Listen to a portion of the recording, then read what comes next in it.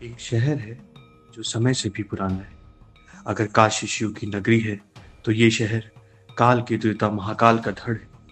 यहाँ हर गली में डमरू की गूंज है और हवाओं में शिव का रंग। जहाँ सूरज की पहली किरण भी शिव की और शिप्रा की अनंत लहरों में भी शिव। जहाँ मौत का भी इख्तियार नहीं चलता क्योंकि यहाँ की जमीन पे सिर्फ महाकाल का राज चलता है। मैं बात कर रहा हूँ उज्जैन की महाकालेश्वर की। हर हर महादेव। हम लोग पहुंच गए हैं शिप्रा नदी के किनारे रामघाट पे।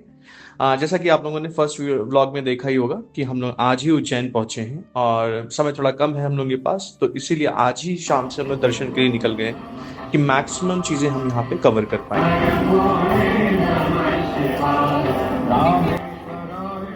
संध्या का टाइम हो चुका है। लोग आते जा रहे हैं, भीड़ बढ़ती जा रही है। भगवान को उनके स्थान पर लाया जा चुका है आरती के लिए। वाइब बिल्कुल नेक्स्ट लेवल हो चुकी है। किसी कारणवश अभी रामघाट पे आरती डिले हो गई है 30 मिनट 45 मिनट। कह रहे हैं कि पुजारी आपस में लड़ लिए हैं, तो इस वजह से जो है डिले हो गई है। और हम लोग किसी भी कीमत पे हरसिद्धि मंदिर की आरती मिस नहीं कर सकते थे, तो इसीलिए हम लोग वहाँ से आगे बढ़ गए हैं। और हम लोग कोशिश करेंगे कि अगर हमें समय मिला तो हम कल शाम को ये आरती दोबारा देखने आएंगे। बट अभी के लिए हम लोग हरसिद्धि मंदिर की तरफ जा रहे हैं।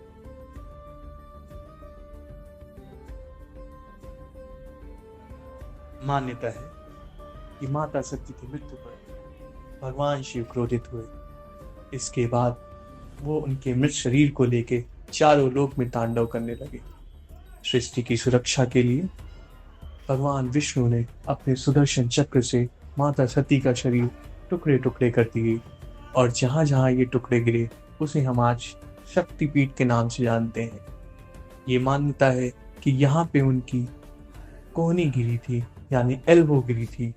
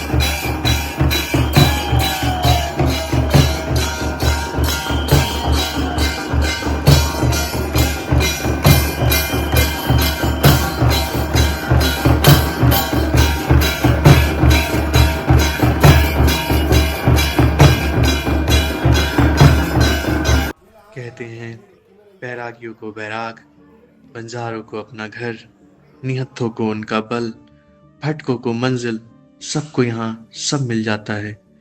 ये भी कहते हैं यहाँ आकर सबकी सांसें भोले की डमरू की डोर से जुड़ जाती हैं। और भला कभी किसी ने सुना है क्या कि भोले के डमरू को कुछ हो जाए।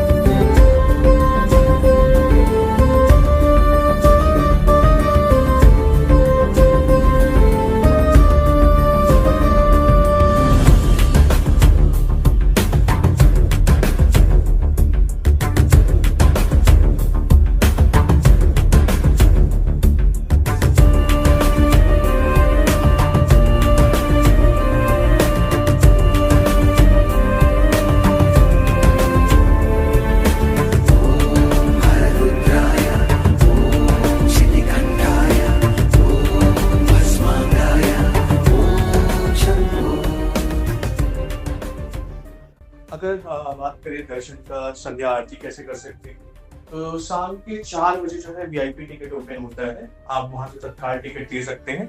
उसके बाद आप गेट नंबर 1 पे आपको जाना होता है। वहां पे वेटिंग हॉल होता है, वहां पे आप वेट कर सकते हैं। अराउंड 9-9:30 तक आपको पहुंचना है।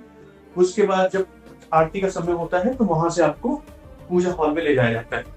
और पूजा हॉल में फिर आपको वहां पे बैठा दिया जाता है। वहां पुजारी आके आपका जो प्रसाद या छोला जो भी आपको चढ़ाना होता है वो ले जाते हैं। इसके अलावा नॉर्मल दर्शन भी होते हैं जिसमें आपको कोई टिकट वगैरह नहीं लेना होता है। उसमें कैसे दर्शन होते हैं एग्जैक्ट हमें नहीं पता है, क्योंकि हमने उस तरह से दर्शन नहीं किए, हमने वीआईपी किए थे। इसके अलावा अगर आप यहाँ तक ब्लॉग देख चुके हैं तो प्लीज लाइक करें, शेयर करें एंड सब्सक्राइब करें। अपार्ट फ्रॉम दिस आगे आप जो है महाकाल की आरती एंजॉय करें।